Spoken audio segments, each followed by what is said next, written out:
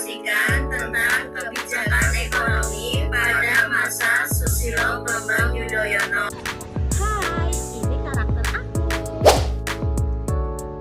Halo semuanya, ini karakter aku. Halo guys, ini karakter aku. Halo semuanya, ini karakter aku.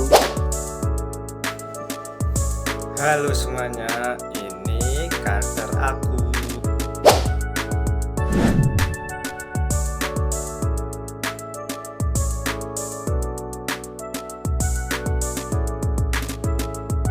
Susilo Bambang Yudhoyono mempunyai 4 strategi ekonomi yang saling berkaitan.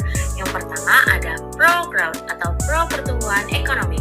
Yang kedua ada pro-job atau pro-pembukaan lapangan pekerjaan. Yang ketiga ada pro-poor atau pro-mengentaskan kemiskinan. Yang keempat ada pro-environment atau pro-menjaga lingkungan. A. Kebijakan ekonomi pasar Bapak Susilo Bambang Yudhoyono dan Bapak Jusuf Kalla.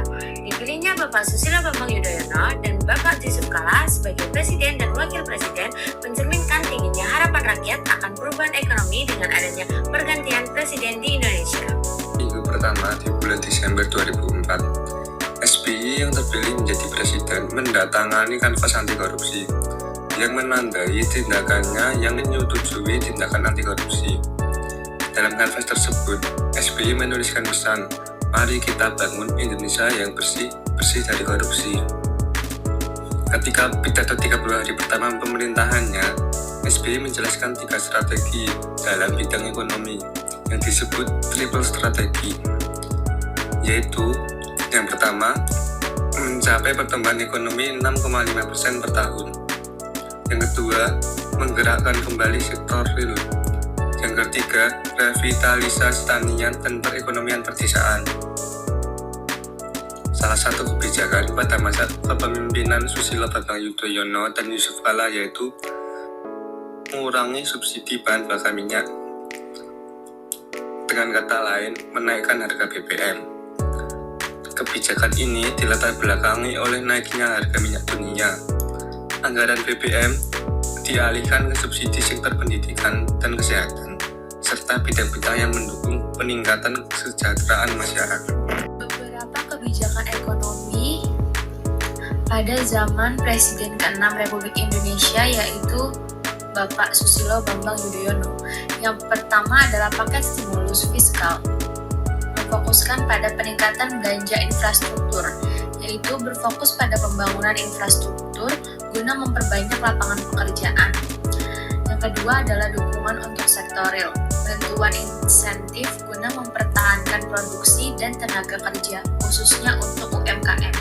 Yang ketiga, program perlindungan sosial, memperkuat bantuan tunai langsung atau BLT guna menjaga daya beli masyarakat menengah ke bawah yang terdampak. Yang keempat, ada kebijakan subsidi yang selektif, terutama subsidi energi guna mempertahankan harga bahan pokok tetap stabil. Yang kelima ada mengalihkan fokus ekspor karena krisis ekonomi yang sedang melanda dunia pada tahun 2009. SBY melakukan diversi pasar ekspor, yaitu perubahan dari memfokuskan dari Amerika Serikat dan Eropa ke negara Asia yang lebih stabil seperti Cina dan India. Pro-environment berkomitmen untuk menurunkan emisi gas rumah kaca sebanyak 26%. Ini merupakan salah satu komitmen paling ambisius untuk negara berkembang pada saat itu. Pembentukan Badan Pengelola REDD plus Reduction Emission from Deforestation and Forest Degradation guna mengurangi emisi dan deforestasi. Pemberlakuan moratorium penebangan hutan dan penguatan tata kelola hutan. Pengembangan energi terbarukan, contohnya pembangunan pembangkit listrik tenaga panas bumi guna mengurangi ketergantungan terhadap bahan bakar fosil dan biofuel.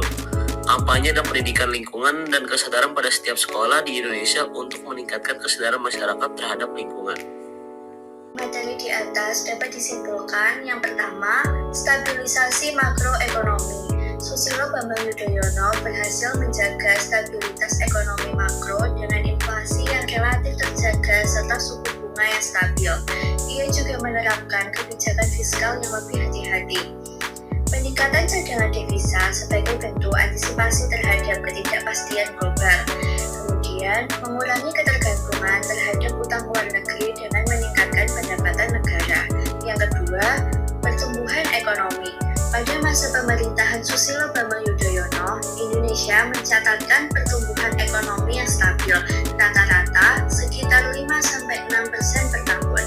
Saat krisis global 2008, Indonesia termasuk negara yang mampu mempertahankan pertumbuhan positif ketika banyak negara mengalami kontraksi ekonomi.